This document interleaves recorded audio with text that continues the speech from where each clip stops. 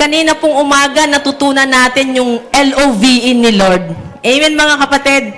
Tapos naman, bago tumanghali, natutunan natin yung love between husband and wife. Pakinig ko ngayon, hanggang ngayon, parang nasa tenga ko yung inyong mga agik-ikan mga kapatid.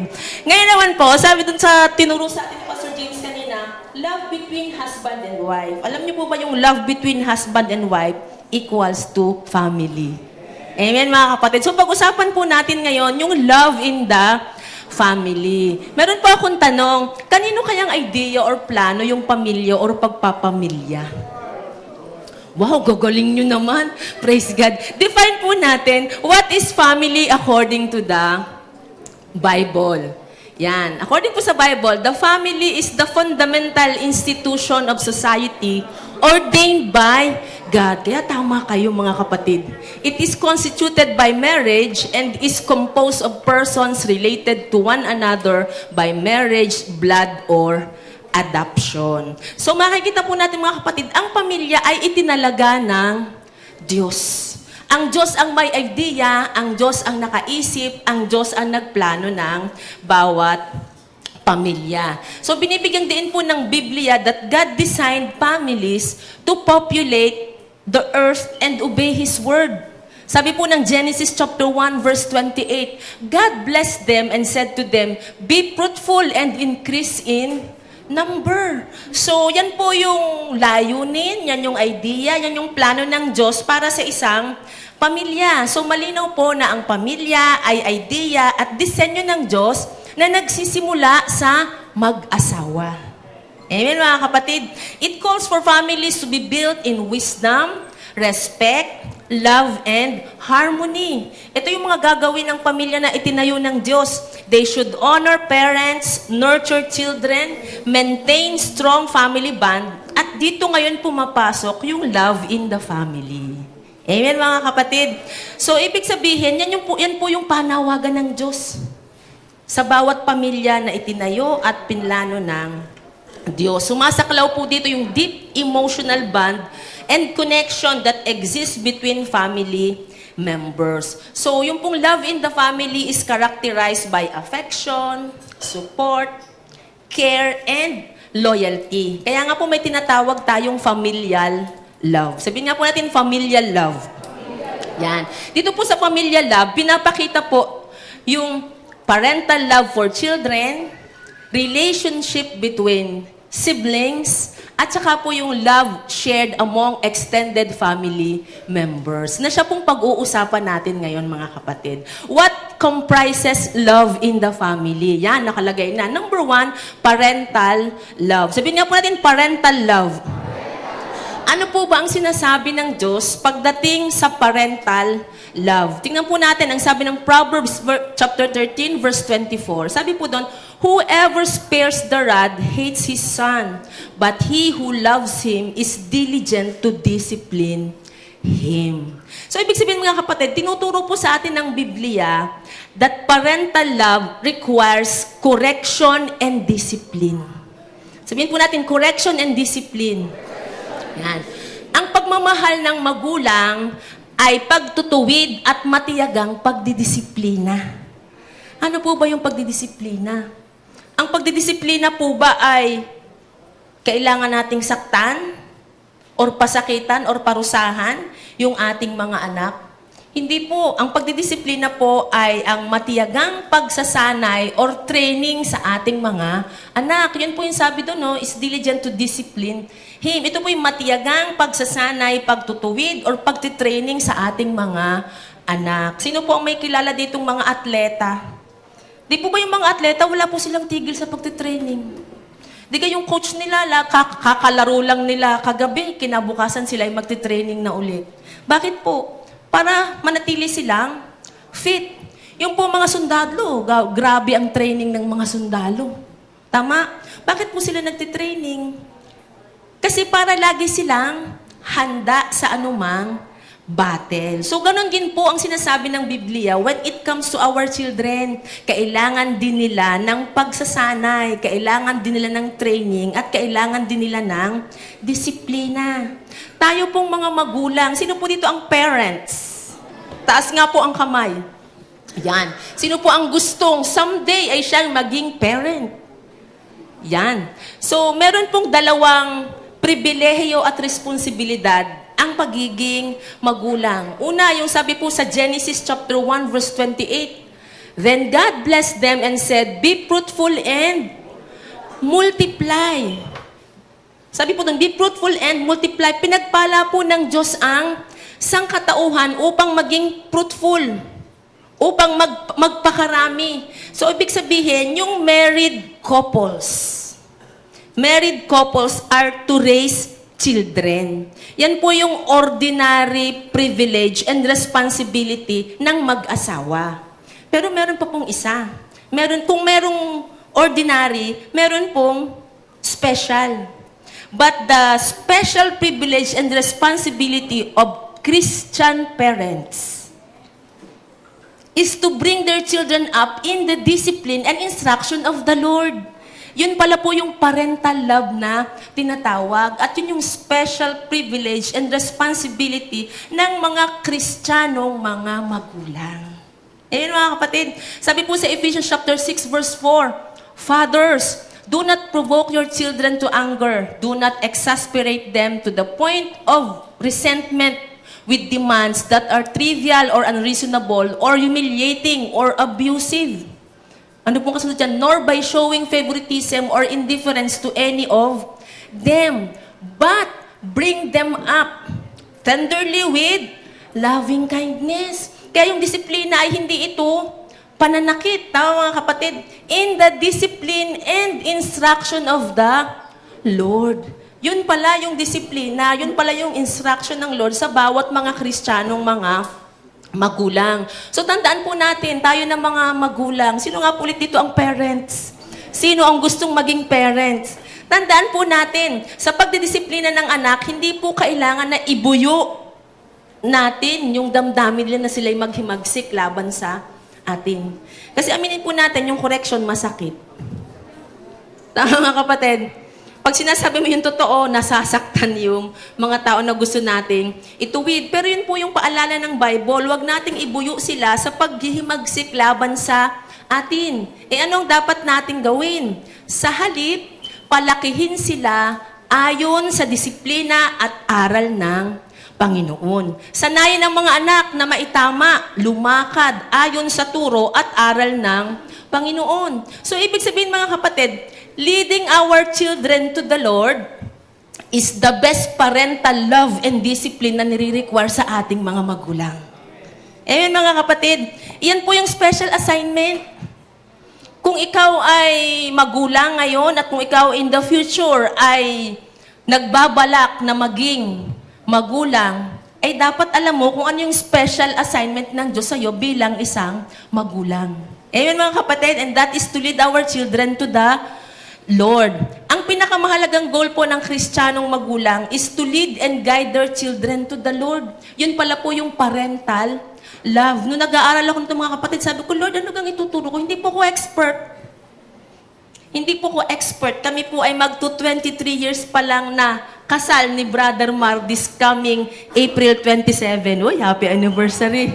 So, pagdating po sa parental love, ako po ay merong anak na panganay at bunso, si Genesis. Kaya pagdating po dun sa pagmamagulang, di po ako expert mga kapatid. Pero ang pinakamahalagang goal nga po ng isang Kristiyanong magulang is to lead and guide their children to the Lord. Wala pong masama. Sino po dito ang nangangarap na someday ito ang gusto kong maging ang anak ko? In fact, maliit pa nga lang sila, tinatanong na natin, anak, anong gusto mong maging? Paglaki mo, diga, sa school, tinatanong yan, anong gusto mong maging paglaki mo? So tayo po bilang magulang, tayo ay nangangarap na someday, doktor ang anak natin. Someday, isang huwarang guro ang anak natin. Someday, engineer. Para pag nagpagawa tayo ng perimeter fence, hindi na tayo babayad. Di ba? Gusto natin ay engineer. Yung iba gusto pilot. Yung iba ang gusto kapitan. Yan. Or even presidente ng bansa. Mga kapatid, wala pong masama dyan. Hindi po masama na tayo ay magplano or mangarap ng mga bagay na yan para sa ating mga anak. Pero paalala lang po, bilang Kristiyanong magulang, let us make sure that we are leading our children to the Lord. Amen mga kapatid? Kung nangangarap ka someday na ito ang gusto kong maging para sa anak ko, pero siguraduhin mo muna na naaakay mo at naigigiya mo sa tamang path yung anak mo. Amen mga kapatid? Para doon siya sa tamang path at maturity for God's love. Kasi sabi po ng Ephesians chapter 4 verse 13, ano pong sabi doon sa Ephesians 4:13? Until we all reach unity in the faith and in the knowledge of the Son of God and become mature, attaining to the whole measure of the fullness of Christ. Mga kapatid, paano po mangyayari yung maturity dyan? Mangyayari po yung maturity dyan kung tayo na mga Kristiyanong magulang ay matututo na akayin at igiya yung mga anak natin sa Panginoon. Amen mga kapatid? Yun lang po yun. Sabi nga doon sa preaching kanina, ang lahat ng love na mayroon tayo, ang pinagmumulan, yung love na mula sa Diyos. Once na maintindihan mo yung love ng Diyos sa'yo, ang lahat susunod na lang. Yung love between husband and wife, yung love in the family, mangyayari yun. Tama mga kapatid? Kasi naunawaan mo yung kung paano ka minahal ng Diyos. So tayo po bilang mga Kristiyanong magulang, mangyayari po yung maturity na tinatawag dyan, kung yung assignment na binigay sa atin ng Diyos, which is to lead our children in the Lord, ay gagawin po natin. Amen mga kapatid? Kaya nga po ito yung sabi ng Proverbs 22 verse 6. Ito po'y alam na alam ng mga bata natin at saka ng mga Sunday school teacher. Sabi sa Proverbs, train up a child in the way he should go, and when he is old, he will not depart from it. Kapag ang bata po ay maaga mong sinimulan sa turo at aral ng Panginoon, hindi ka mahihirapan. Pag dumating siya ng teenager, pag dumating siya sa point na siya ay mag-aasawa na, pagdating sa point na siya ay adult na at may pamilya na, hindi ka mahihirapan. Maniwala po kayo mga kapatid. Amen? Kaya nga po yung training, sinisimulan siya habang bata pa. Kasi kung ano yung natutunan ng bata na training or instruction at turo mula sa Panginoon, madadala niya iyon pag laki. Kaya ito po yung best tip na pwede kong ibigay. Kung ikaw ay magulang, kung ikaw ay nagpaplano na someday ay maging magulang at mag-raise ng mga anak, simulan mong akayin at ilid yung anak mo sa turo at instruction ng Panginoon. Amen? That is parental love, mga kapatid. Alam niyo po ba, ang pagiging magulang, mga kapatid, is one of God's most important calling? Ganun pala yun. Hindi pala basta-basta yung pagiging magulang, kasi ito sa pinakamahalagang calling ng Diyos. Bakit kaya mga kapatid? Ano kaya ang reason ng Diyos? Because children are a gift and blessing from God.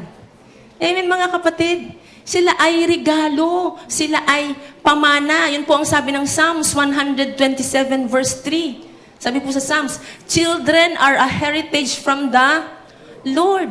Offspring a reward from Him. So mga anak po natin ay pamana. Kahit pala hindi ka mayaman kung may anak ka. Amen mga kapatid. Thank you Lord, meron kaming anak kahit iisa. Amen mga kapatid, kasi ito pala ay pamana ng Diyos. Ito ay gantimpala ng Diyos. At dahil ang anak natin ay regalo, pamana at pagpapala mula sa Panginoon, dapat natin silang mahalin, ingatan, at higit sa lahat, ituwid, gabayan at sanayin sa turo at aral ng Panginoon. Amen mga kapatid, palakpakan nga po natin si Lord. Hallelujah. Thank you Lord.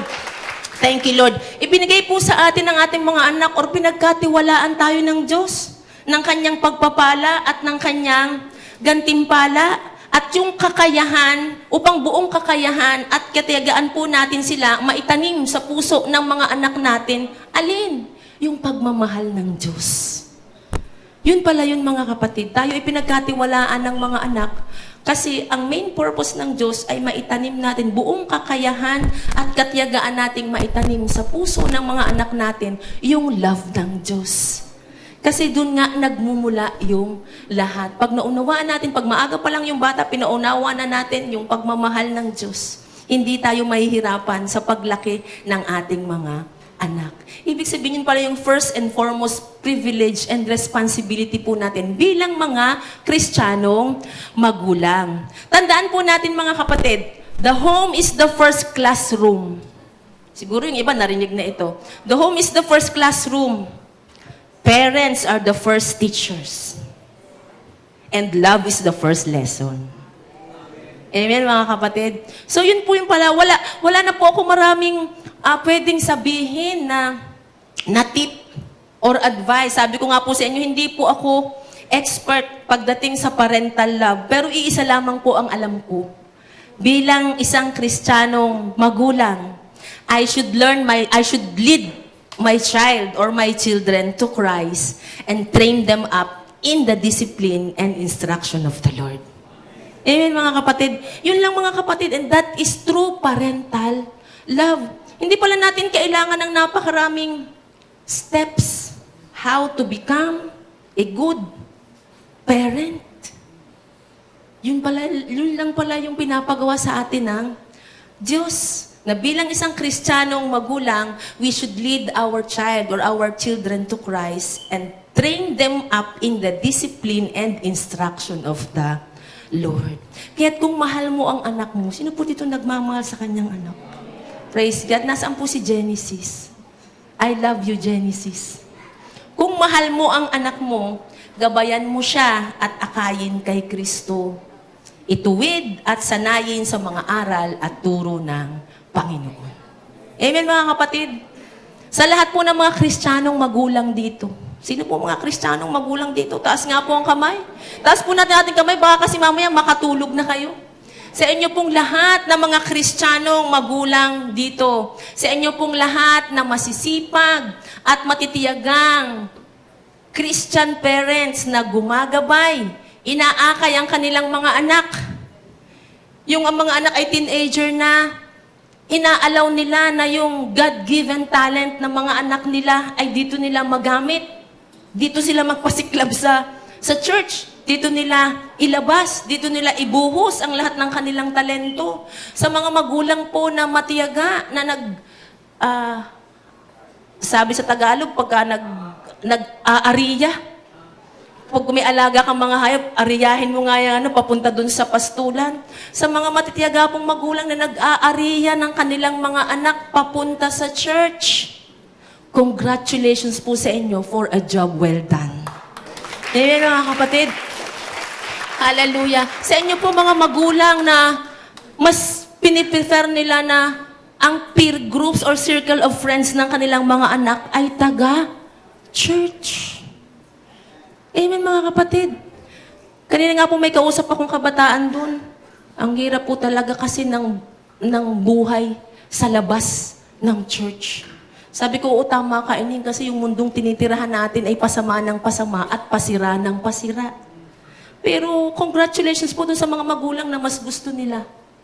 Dito na uubos yung oras ng anak nila, ang mga kaibigan ng mga anak nila ay tagaloob din ng church.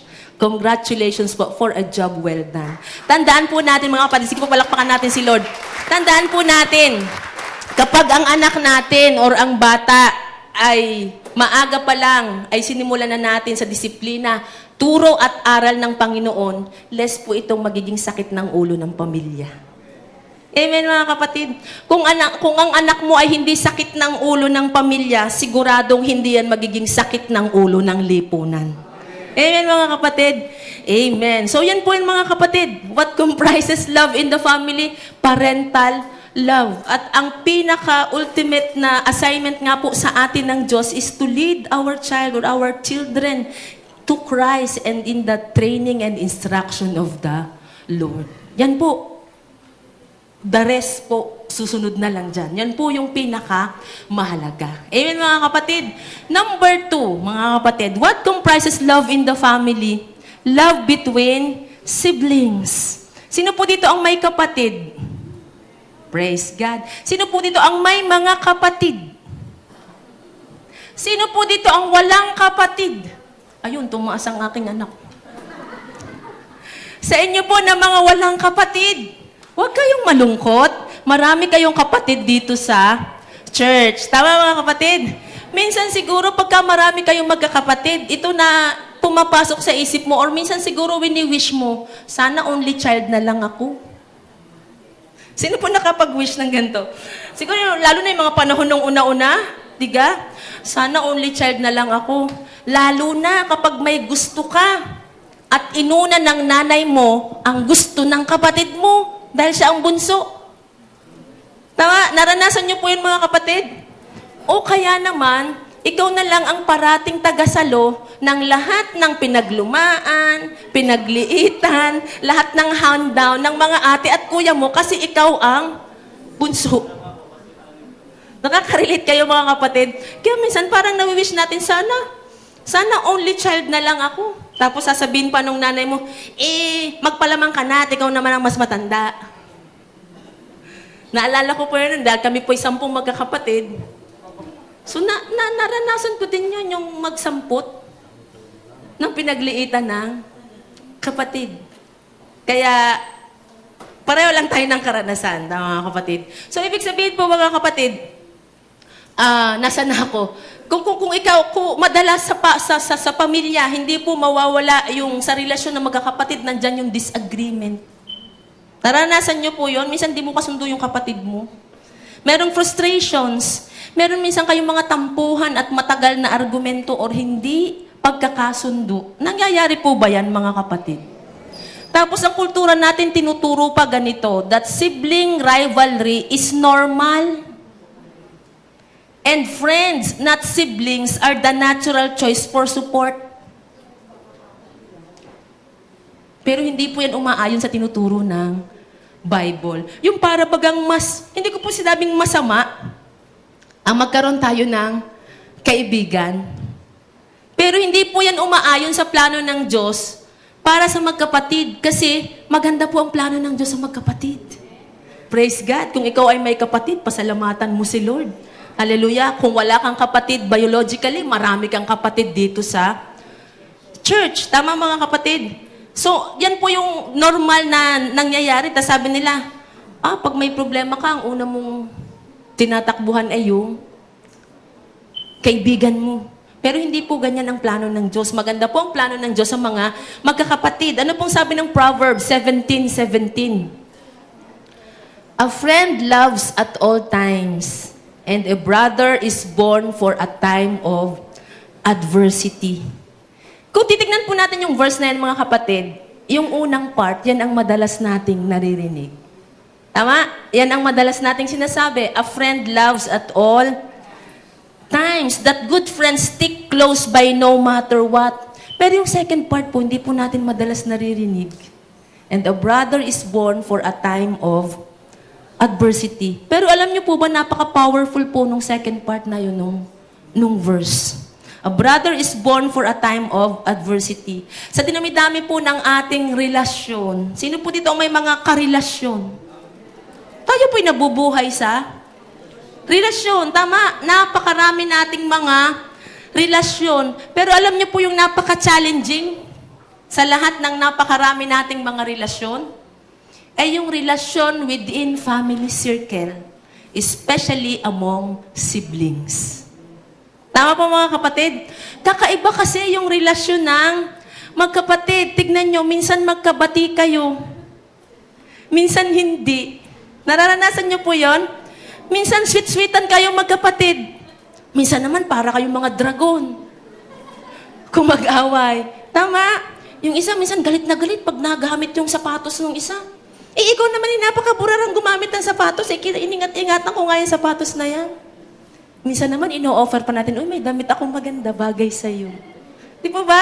Ganyan yung relasyon ng mga magkakapatid. At even po sa Biblia, di po ba, ang dami ng halimbawa ng mga magkakapatid na mayroong conflict. Gaya po ni Cain at Abel. Pinatay pa nga. Yung isa, di po ba? So, ibig sabihin, serious talaga.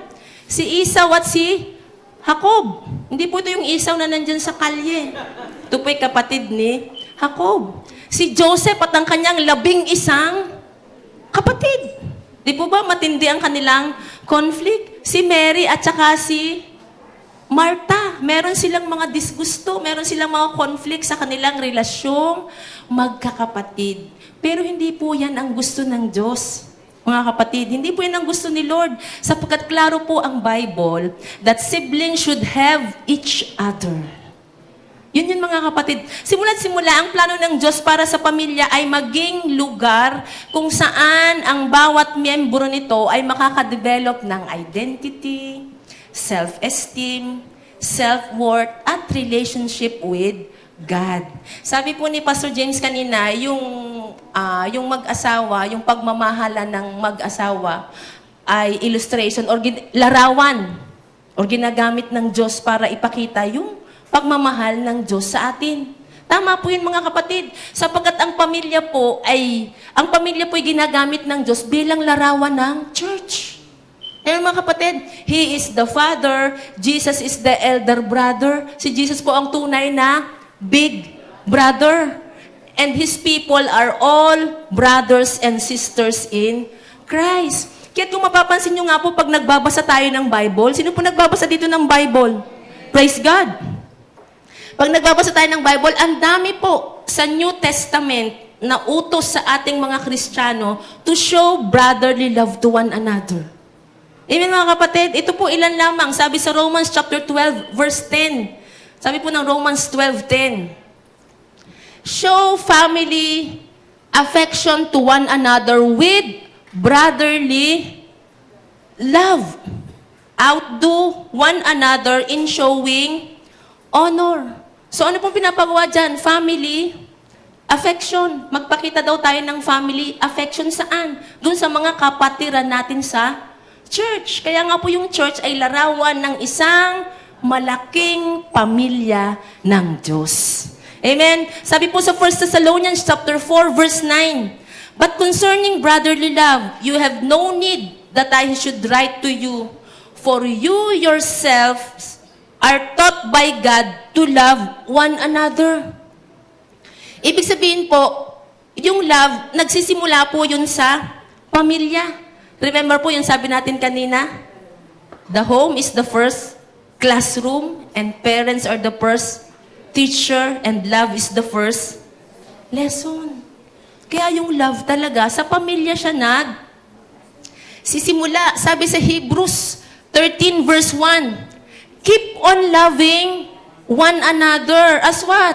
As brothers and sisters. Tignan niyo po, punong-puno ang Bible. Sabi pa sa 2 Peter chapter 1 verse 7, and to godliness, mutual affection, and to mutual affection, ano daw po?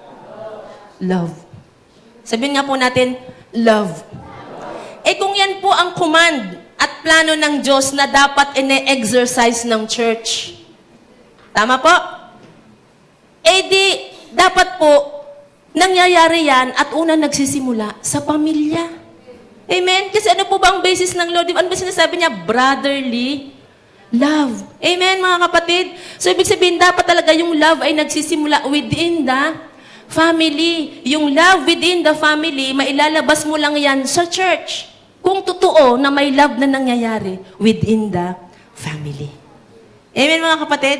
Amen po ba? So, malinaw po ang plano ng Diyos para sa mga magkakapatid or sa siblings. Ang plano ng Diyos is not to fight, not to contend, not to argue, huwag magtunggalian, not to compete. Amen, mga kapatid?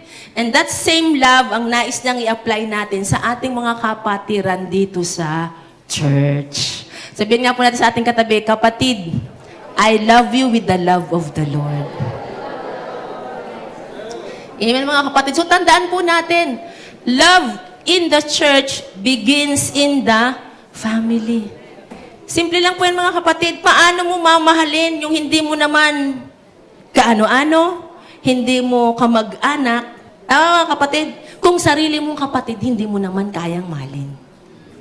Amen, mga kapatid. So, yun po yun. So, ang magkakapatid po ay may malaking role. Ang ating po mga kapatid ay may malaking role upang matulungan tayo, upang matulungan ka. Hindi lamang kung sino ka, but kung sino ka maging. Amen, mga kapatid. That is love between siblings. Paano po ba natin ipapakita yung pagmamahal natin sa ating mga kapatid?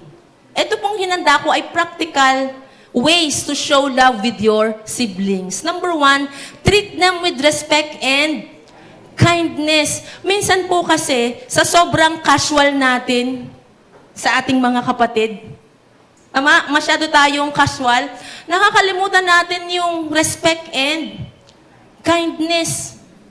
Lalo pa minsan parang hindi naman tayo ganun ka-close. Tapos lagi nga sinasabi nila, normal yung sibling rivalries. Minsan, nakakaramdam tayo ng jealousy. Sino po dito ang nakaranas ng magselo sa kanyang kapatid? Kasi nga, siya ang unang naibili ng iPhone. Ikaw ang unang nagpapabili. Tama? Meron ding minsan tayong feeling na nagiging selfish tayo. Si ate na naman, si kuya na naman. Sa akin na lang to, tatago ko nga to. Ako naman. Pero hindi po yan excuse, mga kapatid.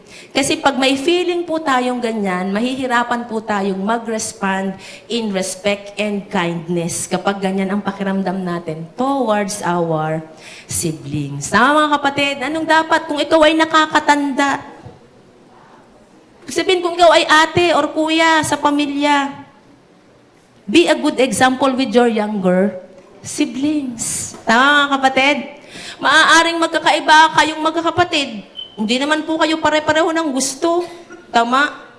Sa basketball pa nga lang, magkakaiba kayo ng paborito. Tama, mga kapatid? Magkakaiba kayo ng interest. Magkakaiba kayo ng edad. Siyempre, hindi naman kayo sabay-sabay ipinanganak. Magkakaiba kayo ng mga hobbies. Or sabihin na natin na maaaring hindi kayo ganun talaga ka-close. Although you should try to be. Yan, mga kapatid.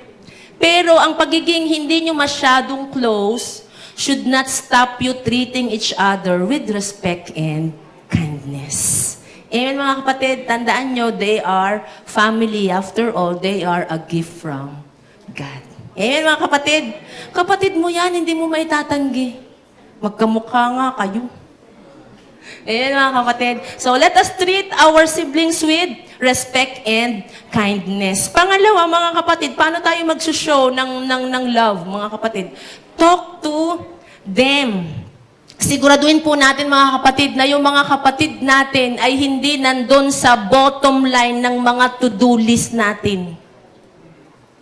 Isa sila dapat sa mga priorities natin, mga kapatid. Paano natin gagawin, mga kapatid? Be there for them.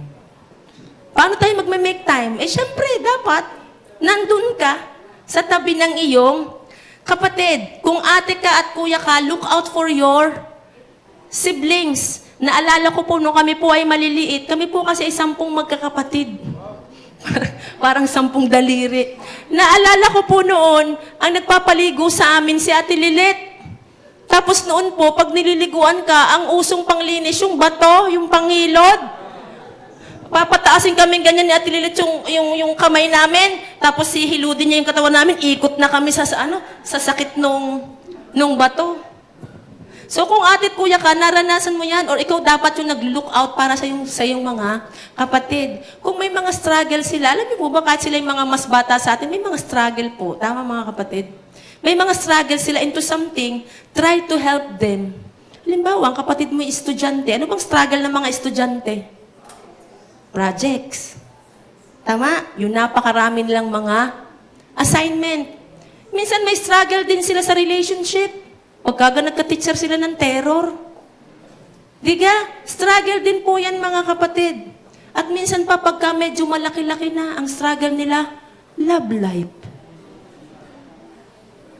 Tama po ba, mga kapatid? Try to help them, mga kapatid. Or maaaring may worry sila sa future. Or ano bang struggle nila. Mag-offer ka ng tulong. Or minsan, pakinggan mo lang sila. Makinig ka lang. Ito minsan kasi ang napakasimple pero napakahirap gawin.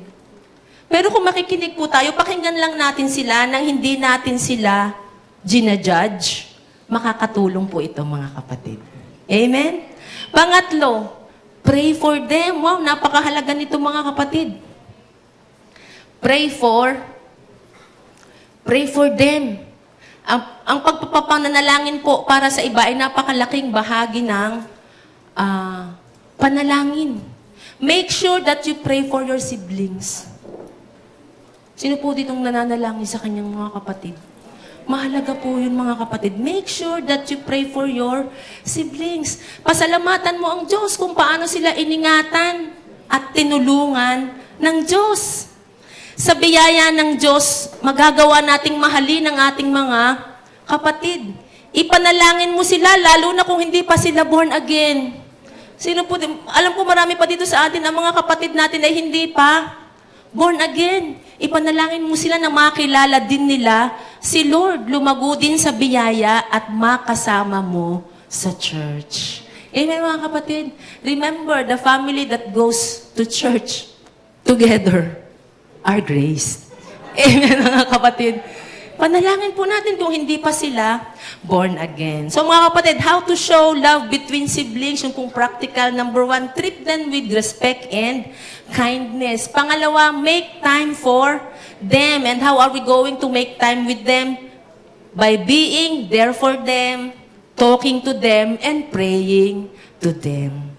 Number 3, ganda nito, be loyal to them. Naalala ko po dati yung, ewan ko kung maaalala din ninyo yung tagline na ito ni Anjo Iliana at ni Jano Gibbs. Sabi nila, sinong best friend mo doon? Ay, di ikaw lang. Oh, tanda ni Pastor Rodel eh. Hindi talaga nagkakayo edad natin yung Pastor. Sinong best friend mo doon? Ay, di ikaw lang. Sabi po doon, isa sa paraan para mapakitaan natin ang pagmamahal ng ating kapatid ay by being loyal to them. Ano po ba ang pagiging loyal? Ang pagiging loyal po ay hindi nangangahulugan na hindi mo sila papayuhan or i-correct sa mga times na sila'y nalilihis or naliligaw. Tama? Iko-correct mo sila, papaalalahanan mo pa rin sila, papayuhan mo pa rin sila, pero gawin mo ito in a loving and kind way. Walang judgment, hindi ka nagiging judgmental. Kapatid mo naman yan, di ka? Kilala naman natin mga kapatid natin. So, more or less, alam din natin kung paano natin sila iko-correct sa mga times na kailangan nila ng correction. Number 4, mga kapatid, na practical ways. Witness to them. Sabi ko nga po kanina, maaaring ang kapatid mo ay hindi pa born again. Pero the very best thing that you can do for them is to point them to our Lord Jesus Christ. Naalala ko po, nung ako po ay high school, second year high school, wag niyo na pong itanong kung anong taon. At wag niyo na rin itanong kung anong size ng bewang ko nung mga panahon na yun. In fact, marami naman po akong Dabar Cats dito. Nandiyan Sister Ophel, Sister Malu, si Brother Boy. Yan. Kami po yung mga fat-fatin pa noong mga time na iyon. Naalala ko po nung ako second year high school, ang una pong na-born again sa amin ay si Kuya Edwin, na pastor na din po ngayon. Isa po siya sa ginamit ng Lord or may malaking influensya sa akin kung bakit ako ay na-born again din. So kung mga kapatid po natin ay hindi pa born again at hanggang ngayon ay nakatali pa at nakakandado sa kanilang mga relihiyon at sa kanilang paniniwala, huwag po natin silang i-condemn. Huwag din nating inag. Anong tawag nun sa Tagalog? Huwag natin dakdakan or huwag natin silang tirahin sa kanilang paniniwala. Pero, pwede mo silang ipag-pray. Kung hindi pa born again ang kapatid mo, sabihin mo ngayon, ipag-pray ko, tapos sabihin mo yung pangalan ng kapatid mo. Pwede natin silang ipag-pray.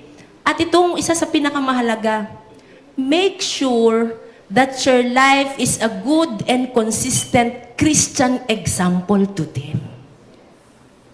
Amen, mga kapatid? Bakit? Sa tahanan naman kasi talaga nakikita kung paano kumilos, lumakad, mamuhay ang isang born again. Tama? Sa tahanan talaga nakikita yung tunay na nabiyayaan. Kaya dapat para maging mabuting witness tayo, we should live and walk the talk. Amen mga kapatid? Pag may, doon kasi nakikita yung pagiging genuine ng ating faith. Kapag may pagkakataon, kausapin sila. Do it in a loving and kind way. Meron po ba tayong natutunan mga kapatid? Amen. What comprises love in the family? Number 1, parental love. Number 2, love between siblings. Mahal niyo po ba ang inyong mga kapatid? Praise God, sila po ay blessing ng Diyos sa atin. Ako po ay isang patutuo kung gaano ako ka-bless sa akin pong mga kapatid. Although kami po ay 10 magkakapatid, pero dahil biniyayaan po kami ng mga kapatid na mababait at responsable, na kahit po na may mga sari-sariling pamilya na kami, nandun pa rin po yung support nila bilang mga nagmamahal naming mga kapatid. Amen? So tandaan po natin, blessing po sa atin ang atin pong mga kapatid. Bilis number 3 na ako.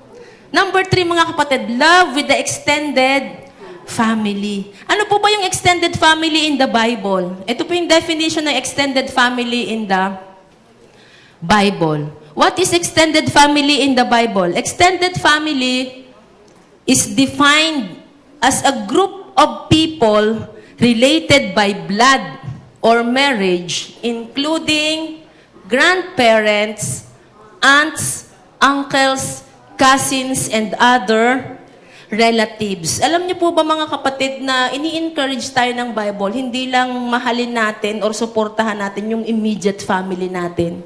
Ini-encourage din po tayo ng Bible na i-honor po natin at respetuhin po natin yung extended family members natin and to treat them with love and kindness.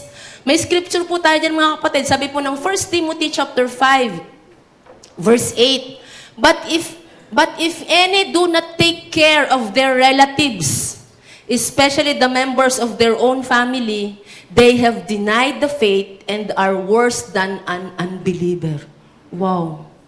So, ibig sabihin ng attitude pala natin ay hindi dapat tayo wapakel sa ating mga pinsan, sa ating mga tiyuhin, sa ating mga tiyahin. Tama, kasi mismo ang Bible po ang nagsasabi nun na kailangan natin silang i-treat with kindness and love. Ano pa? Sabi sa 1 Timothy chapter 5, verse 3 to 4. Honor and help those widows who are truly widowed. Ibig sabihin, alone and without support.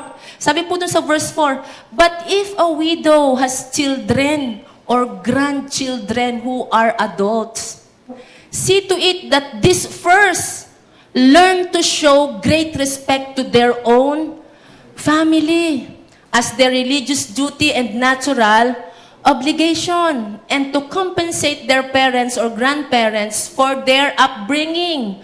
For this is acceptable and pleasing in the sight of God. Gusto pala ng Diyos yun.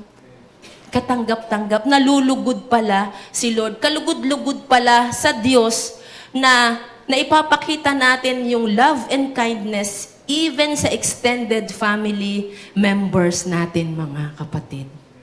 Ang ating po extended family, hindi po natin maitatanggi.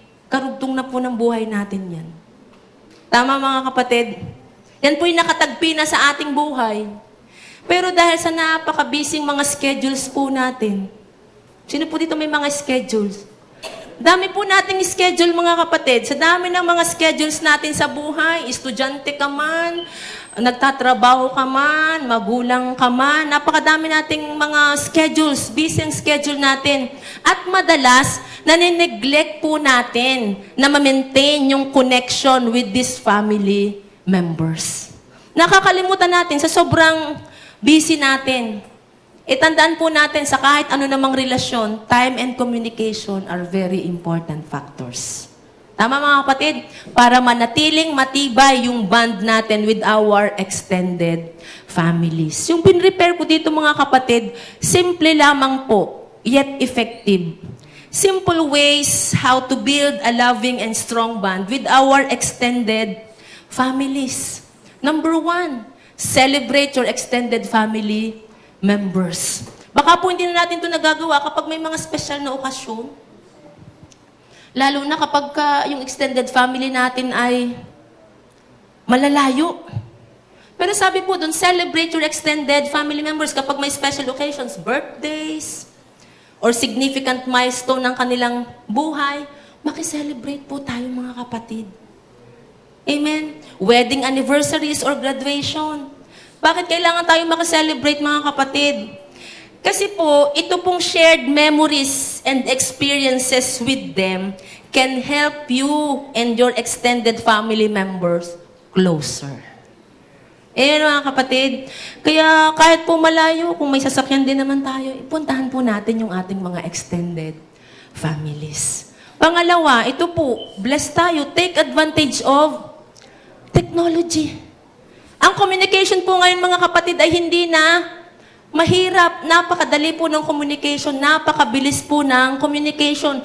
Kung ang inyo pong extended family ay malayo sa inyo, eh di magtawagan kayo. Ngayon naman po yung napakamura na ng load, ano mga kapatid? Parang 50 pesos yata may unli call at may unli text ka na. Ay di lalo na kung naka-line ka. 1 to sawa. Gumawa kayo ng GC. Matatawa po kayo sa amin. Kami po tatatlo sa aming pamilya pero may GC po kami tatlo. May GC po kami dahil si Genesis po ay gabi na nalabas. Gumawa po siya ng GC para sa aming tatlo. So sa extended families po natin, pwede rin po natin gawin yan. Gawa po tayo ng GC just to check and make update with them. Di po ba kung may GC tayo, pwede tayong mag-share ng mga happy news. Or pwede nating i-post para makita nila. Di po ba? Pwede tayong mag-send ng mga words of encouragement. Tama po. Pwede rin tayong mag-send ng mga Bible verses, lalo na doon sa mga kamag-anak natin na hindi pa born again. Ang atin pong church ay napakarami ng mga posts. Si pastor, hindi ko po mabilang. Ilan pastor yung post mo sa isang araw? 10 daw, may bilang 10. Ay, biruin mo, makapag-share ka ng 1, 2, o 3 sa mga post na yon, di po ba? Napakalaking bagay po nun, mga kapatid, especially kapag yung extended families natin ay dumaranas sa mga overwhelming circumstances ng buhay. Amen? Makakatulong po iyon sa kanila, mga kapatid. Gawa kayo ng video call. Tama po. Kasi masarap magkwentuhan kapag nakikita mo yung mukha ng iyong kausap. Tama? Lalo na yung mga lolo at lola. Di ka tuntua ang mga yan pag nakita yung itsura ng kanila mo. Ay, opo, ang laki-laki mo na pala. Totoo po ba? Oh, yes na yes si Sister Josie. Pag nakita niyo yung kanyang apo na cute at kulot ang buhok. Tuwan-tuwa pag nakikita, pagka may video call. So, mag-video call po tayo. Yung mga teki, lalo na yung mga young ones. Ano ba ang gusto ninyong gawin? Di ba gusto nyo laging TikTok? Meron po akong magandang story sa TikTok. Si Genesis po ay may pinsan. Si Hannah at si Lisette. Pag nakikita-kita po ang tatlong yan, nagti-TikTok sila. Although hindi nila pinopost, pero tuntua silang mag-TikTok. At ang nakakatawa po, pag nagti-TikTok sila, sinasali po nila ang inay. Anong tawag dito? 2 joints, ang tawag dito, Gegs. Pinapagano nila ang inay, tapos pinapasayaw nila. Ang inay naman ay tuwan-tuwa. Pag nakitang gagalaw-galaw siya dun sa camera. Di ba mga kapatid? Mag-take advantage tayo sa technology. Lahat gamitin natin yung mga social media platforms. Lalo na nga, isang paraan yun para makaband tayo with seniors. Amen mga kapatid? Number 3, spend quality time together. Wow, ito na naman, si time. Mahirapan nga dahil busy ang schedule. Pero anong dapat gawin? Alam niyo po ba yung pag-spend ng quality time, yan po'y sinasadya. Dapat yan ay intentional. Tama? Kung may mga naka-line up ka sa yung schedule, dapat kasama din yan sa schedule mo, yung pag-spend ng time sa yung extended family. Make time para mabisita sila, to look for them, or to check kung okay ba sila, or kung ano ang pwede nating tulong. Pero po kung maikling kwento, ang inay po, may kapatid siyang 3. 3 pang mga walang asawa. 2 soltera at 1 soltero. Sila po yung magkakasama sa bahay. Eh, last November po, na-stroke yung isa kong tiya. Ay, hindi naman po lahat ng kamag-anak ay gusto ngang mag-show ng care sa extended families. Ang ginagawa po namin, kaming 3 magkakapatid, si Jane, si Lilet, at si Aman, meron po kaming rotation. Nag-i-schedule po kami dahil na-stroke nga siya, so kailangan niya ng somebody o ng support. Si Ate Lilet po ay panggabi, ako'y pang umaga, kasi kailangan kong gawin yung mga personal niya, liliguan ko siya, ipiprepare ko siya, papalitan ng damit. Sa gabi, si Ate Lilet ang duty. Pag uwi ni Ama ng Thursday, galing ng San Pablo, siya ay Thursday to Saturday night. Kasi wala naman siyang anak. Di po ba? So, ganun po yun. Para i-check natin or kumusahin natin or kung kailangan nila ng tulong. Kasi pamilya po natin yun. Make time for them. Hindi po yung once a year lang. Alam niyo po ba nakakalungkot minsan sa mga extended family members natin? Minsan sa isang taon na lang natin sila makita. At ang nakakalungkot pa ay kapag may patay. Tama mga kapatid?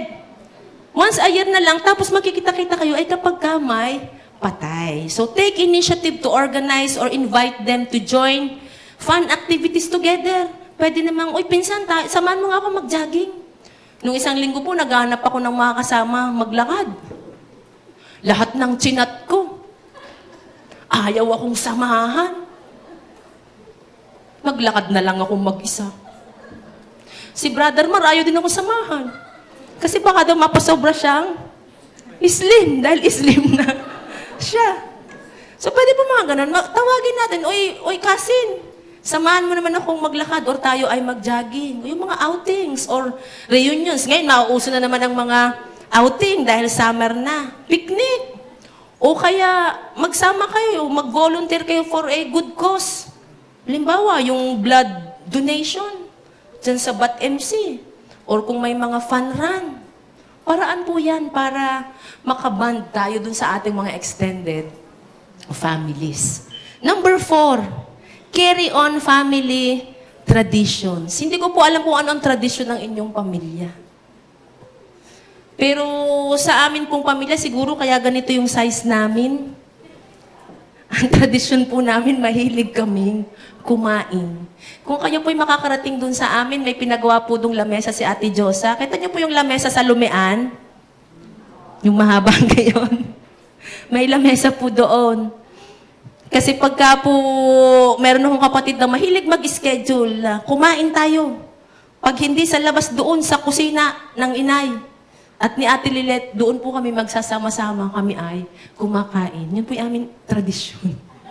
Hindi ko po alam sa inyo kung anong inyong tradisyon. Pero maganda po yun kung taon-taon ay nagre-reunion yung anak nyo. Umattend po kayo ng reunion. Huwag yung pagka meron lamang patay. Kasi nakakalungkot po yun eh. Malungkot yung eksena na merong namatay. Pero kung magkikita-kita kayo na kayo ay mga buhay, malalakas, magtatawanan kayo ng sama-sama, diga po, yun ay makakapagpatibay ng relasyon ng ating mga extended family. Kung ang pamilya niyo po ay kilala sa paggagawa ng masarap na suman, huwag niyo pong basta-basta binabaliwala yung mga ganyan. O ang pamilya niyo ay kilala sa mga family recipes na masasarap.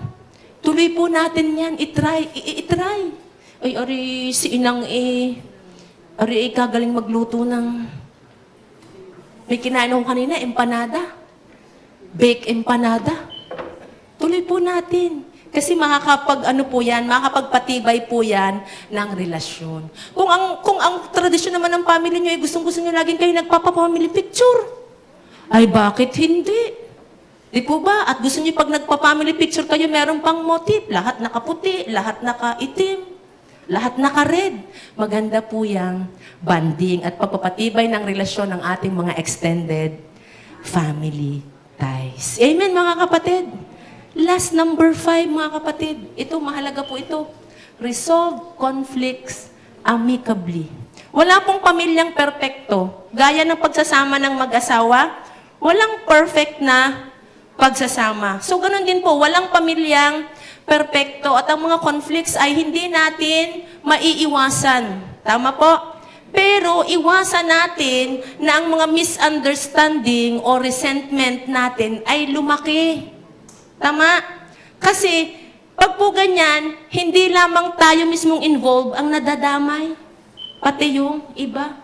Biruin mo yan, nakagalit mo lang yung mismong pinsan mo. Ay nakaaway mo na rin yung asawa ng pinsan mo. Nung nalaman ng anak ng pinsan mo, nagalit na rin sa iyo yung anak. Eh yung anak na yun, may anak na din. Dahil may apo na siya. Nagalit na din. Tama mga kapatid? Nai-involve. Tama? So anong dapat natin gawin? Ayusin po kaagad natin. Huwag patagalin. Tama? Kausapin directly yung taong involved para po yung salita ay hindi nagpapasalin-salin. Pero yun, nadami ang version. Talo pa ang mga translation sa Bible, tama? Pag nagpasalin-salin ang salita. So, tandaan po natin mga kapatid, ang manatiling connected sa ating extended family ay maaaring magre-require ng effort at time. But this investment is worth your while. Bakit mga kapatid? Because you are each other's best support system. And remember that you are family. Amen mga kapatid? So in closing mga kapatid, tandaan po natin, ang pamilya ay plano at idea ng Diyos. Ito po ay disenyo ng Diyos. Itinayo na ang pundasyon ay pag-ibig, sapagkat ang Diyos ay pag-ibig. Una siyang nagmahal sa atin sa pamamagitan ng ating Panginoong Jesus. Kaya't magagawa po nating magmahal. Tama mga kapatid? Binigyan tayo ng Diyos ng kanya-kanya pong mga tagubilin. Para saan ba yung mga tagubilin na ito ng Diyos?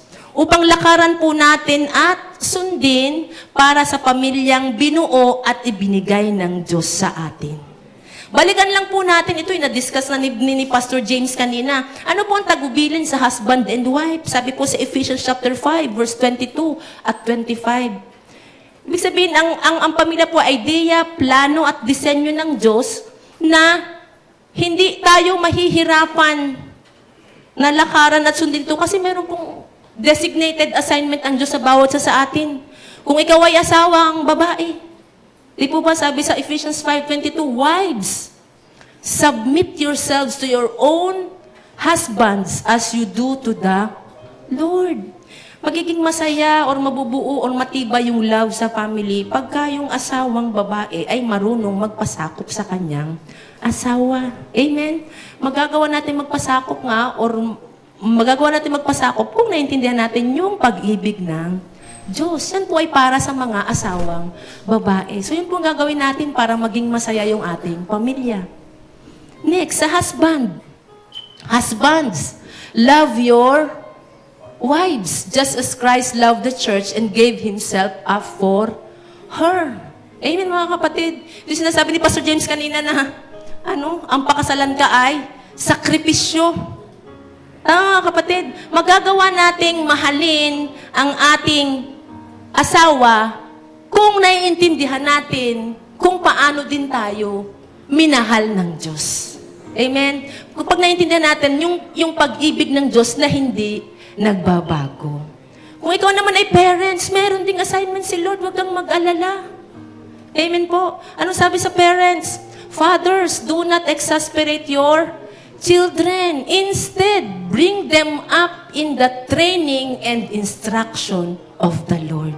Huwag po natin kakalimutan yan bilang mga Kristiyanong magulang. Sabi ng Proverbs 22:6, train up a child in the way he should go, and when he is old, he will not depart from it. Asawang lalaki, asawang babae, magulang, huwag kang mag-alala mga anak, meron din kayong assignment. Ano pong sabi sa Ephesians chapter 6, verse 1 to 3? Children, in fact, lahat po tayo dito ay children, tama? Children, obey your parents in the Lord, for this is right. Honor your father and mother, which is the first commandment with a promise. Ano pong kasunod yan? So that it may go well with you and that you may enjoy long life on the earth. So tandaan po natin mga kapatid, dahil sa pag-ibig ng Diyos, nagkaroon po tayo ng pamilya. Regalo po ng Diyos yan. Pasalamatan nga po natin si Lord. Lord, salamat po sa aking pamilya. Let's make it personal mga kapatid. Pasalamatan po natin si Lord. Lord, salamat po sa aking pamilya. Niregaluhan po tayo ng Diyos ng pamilya at ito'y dapat nating mahalin kasi ito yung utos na dapat nating sundin. Mga kapatid. So, sabay-sabay nga po natin sa babanggitin ito mga kapatid. 1, 2, 3, go. Mahal ko ang pamilya ko. Isa pa mga kapatid. Mahal ko ang pamilya ko. Amen mga kapatid. So, in application po mga kapatid, yun pong mga pamilya natin or members of the family natin na narito ngayon, pwede po bang magtabi-tabi tayo? Magtabi-tabi po kayo kung nandito ang parents, nandito ang mga anak, magtabi-tabi po kayo mga kapatid. Kung wala po kayong mismong immediate family member, makijoin po kayo doon sa inyong mga kapatiran. In fact, we are members of the big family of God.